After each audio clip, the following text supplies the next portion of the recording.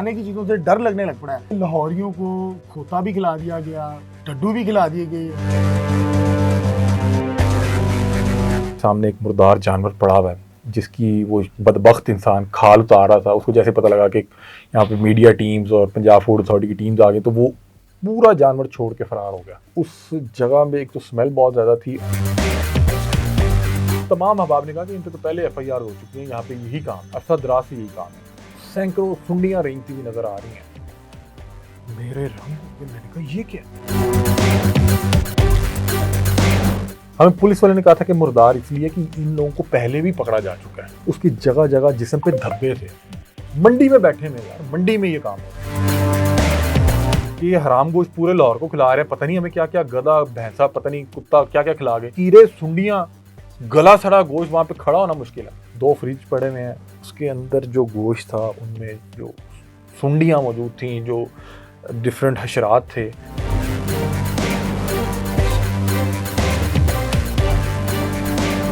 नाज़रीन, लाहौरियों को खोता खिला दिया गया, डड्डू खिला दिए गए और अब लाहौरियों को मुर्दार जानवरों के गोश्त खिलाने की तैयारी की जा रही थी कि जो एक चैनल है लाहौर पूछता कि एंकर अली हमजा ने वहां रेड की और बर वक्त कार्रवाई करते हुए वो तमाम जो मुर्दार जानवर थे उनको तलफ करवाया। जो मुतलका इदारे हैं उनको उनके साथ मिलकर, और उस स्क्रीन पे आप देख सकते हैं कि उस गोश्त के ऊपर आपको सैकड़ों की तादाद में सूंडियां नजर आ रही हैं। मुझे तो वो देख के वीडियो, मेरी यकीन करें हालत गैर होगी। अली हमजा साहब मेरे साथ मौजूद हैं, इनसे जानते हैं कि किस तरह इनको ये रिपोर्ट मिली और क्या लाहौर में होने क्या जा रहा है। अब तो खाने की चीज़ों से डर लगने लग पड़ा है। अस्सलाम वालेकुम सर। वालेकुम, कैसे हैं आप सर? अल्हम्दुलिल्लाह। अली हमजा, मुझे बताएं कि लाहौरियों को खोता भी खिला दिया गया, डड्डू भी खिला दिए गए, मेरे ख्याल से कुत्ता भी खिला दिया गया। अब ये क्या खिलाना चाह रहे हैं कि उस स्क्रीन पे जो वीडियोस चल रही हैं आप देख सकते हैं कि क्या था। बड़ा मुश्किल काम था अब्दुल्ला भाई ये रिकॉर्ड करना भी इटसेल्फ, के वहाँ पे इतनी गंदी कि मैं बता नहीं सकता, क्योंकि अब स्मेल आप मैयर करके नहीं बता सकते या आप महसूस नहीं किसी को करवा सकते कि वहाँ पे क्या स्मेल कितनी थी। फिर आप देखें कि सामने एक मुर्दार जानवर पड़ा हुआ है जिसकी वो बदबख्त इंसान खाल उतार रहा था। उसको जैसे पता लगा कि यहाँ पे मीडिया टीम्स और पंजाब फूड अथॉरिटी की टीम्स आ गई तो वो पूरा जानवर छोड़ के फरार हो गया। अपना घर बार जो भी वो एक इलीगल सा स्लॉटर हाउस था वो छोड़ के फरार हो गया। हुआ ये कि हम मौजूद थे ये बकर मंडी में, और हम वहाँ पे एक और प्रोग्राम करने गए हुए थे एक और टीम के साथ।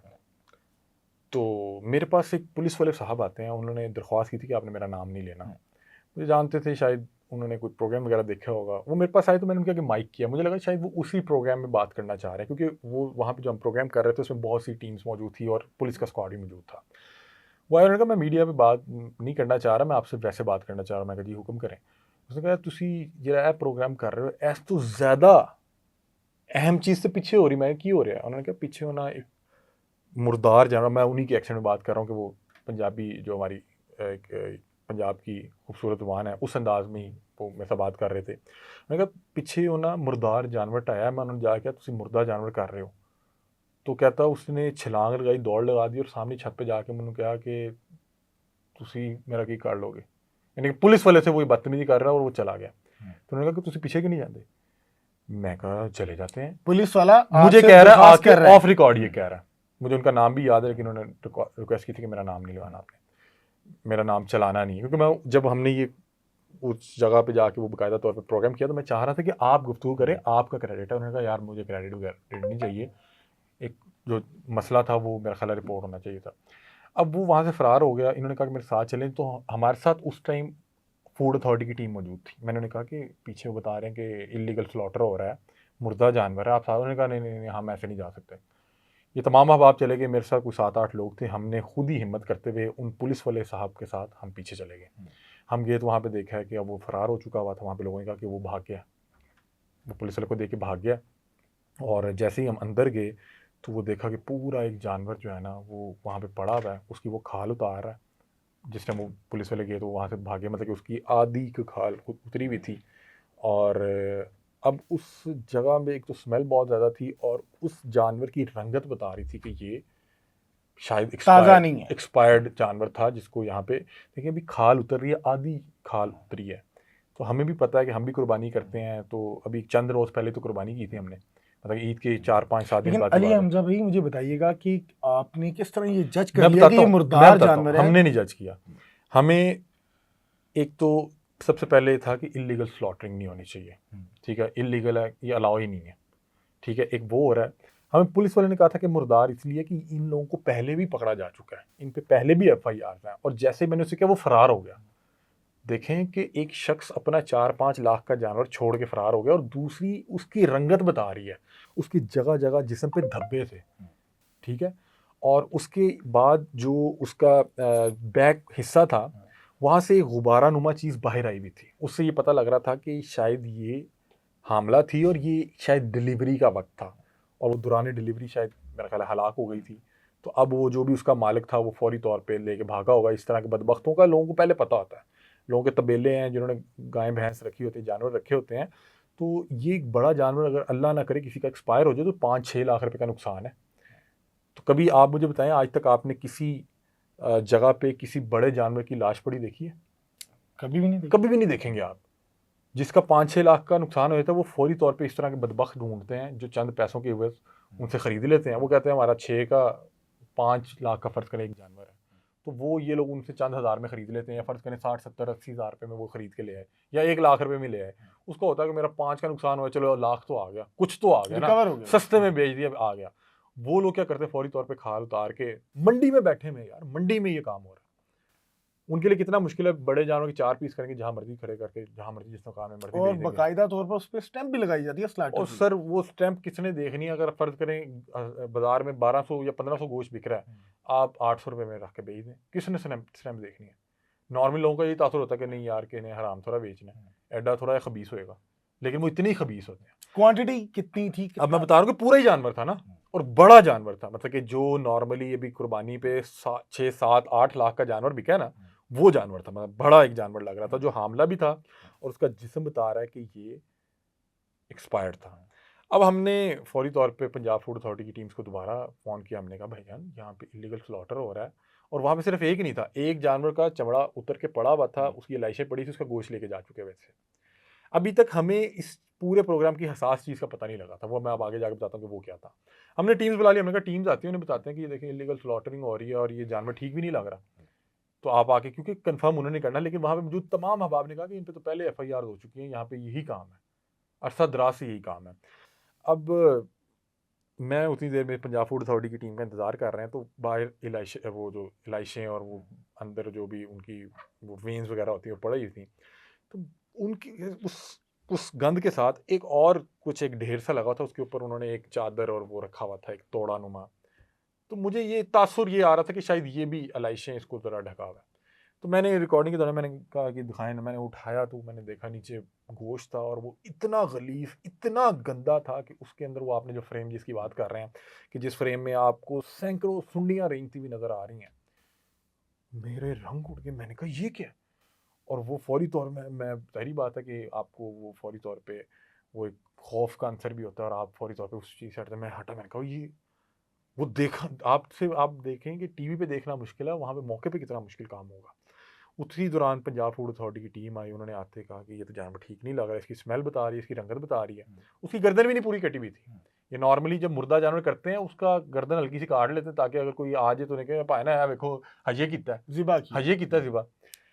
अब वहाँ पे बड़े एक्सपर्ट डॉक्टर थे, मैं उन्होंने कहा कि इसका बाकायदा तौर पर पोस्टमार्टम होता है। मैंने उनसे पूछा कि क्या फ़र्क, किस तरह से पता लगेगा कि ये हराम जानवर या मुर्दार यही जानवर सवाल था, मेरा था। मुर्दार जानवर था, या ये इसको ज़िबा किया गया है, कैसे पता लगेगा? उन्होंने कहा कि इसका पोस्टमार्टम होता है। मैं कहा जी करें।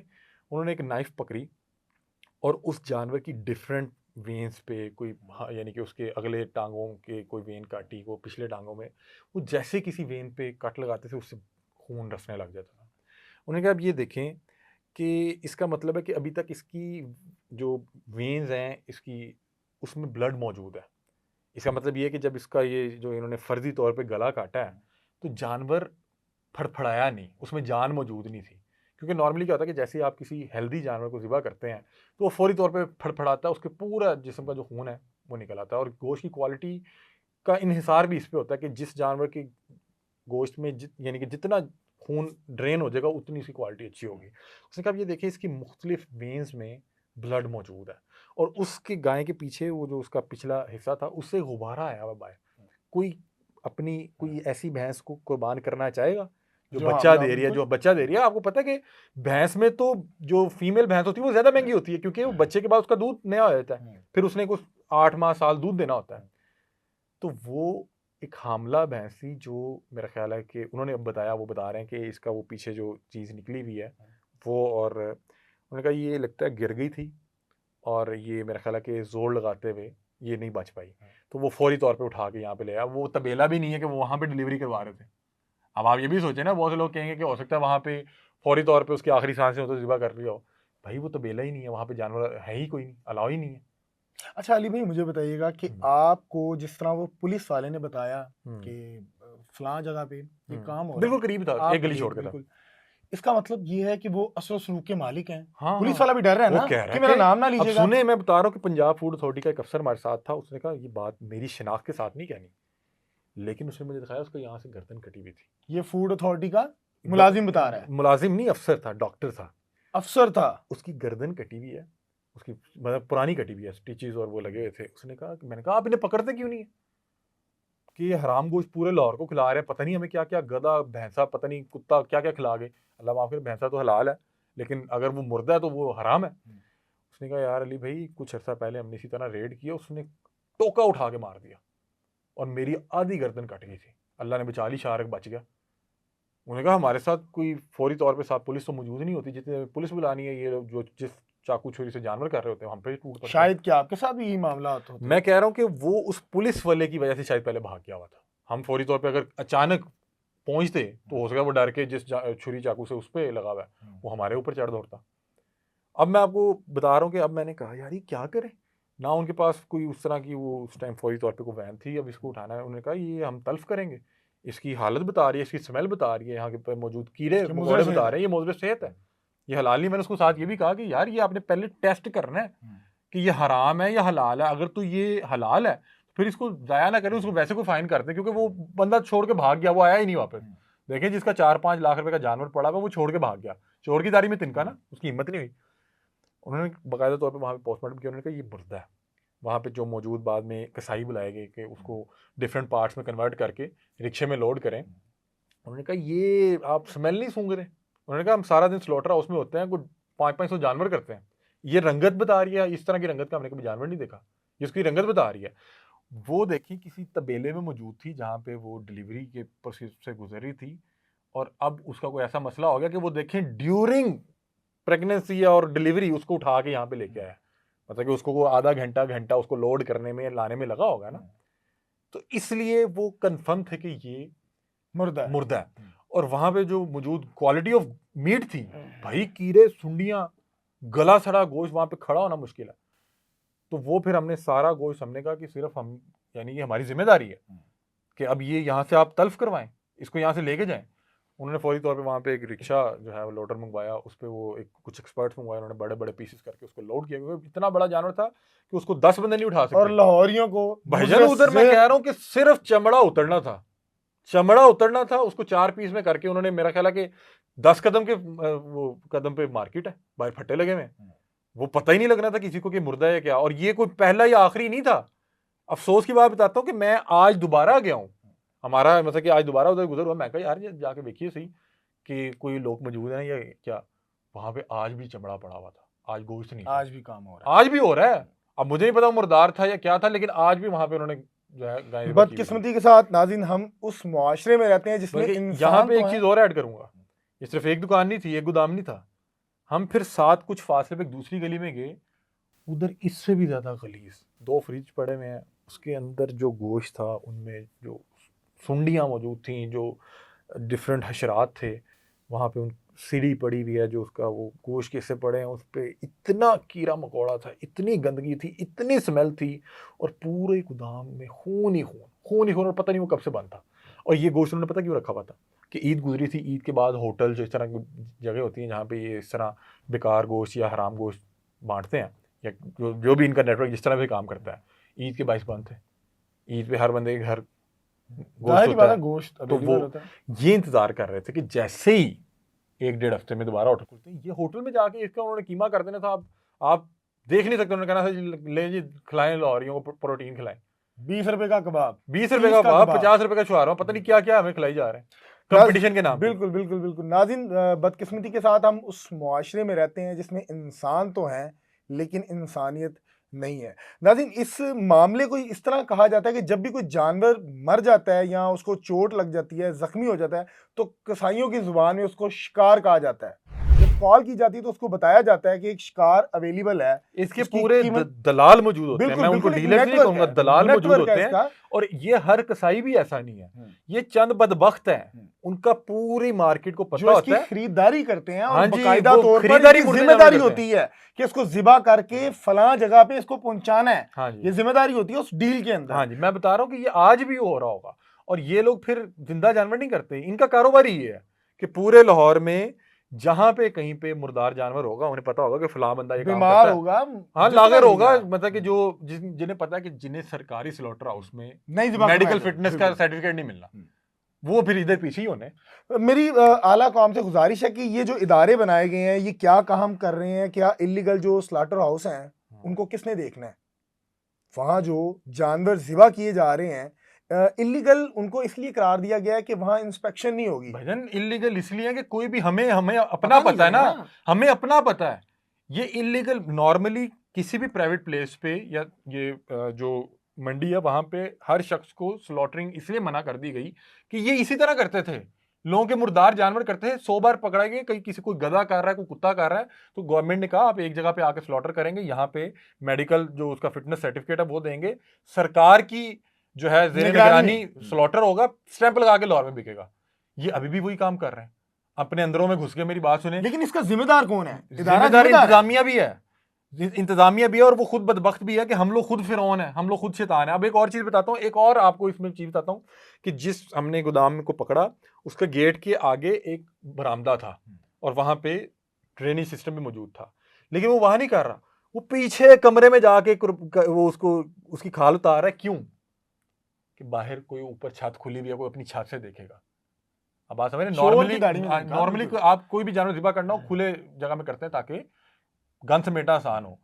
वो पिछले कमरे में जाकर कर रहा है, जैसे पुलिस आई उसने दौड़ लगा दी। उसकी रंगत बता रही है, उस जानवर का गोश्त बता रहा है कि मैं ठीक नहीं हूं। और फिर वहां पे जब वो गोश्त पे कीड़े देखे, वहां पे फिर टीम आई, टीम ने बताया, उसने कहा, और फिर उन्होंने हमें बाकायदा तौर पे तल्फ करने की वीडियोस भेजी। तल्फ वो जला के करते हैं, पेट्रोल डाल के उसको जला देते हैं।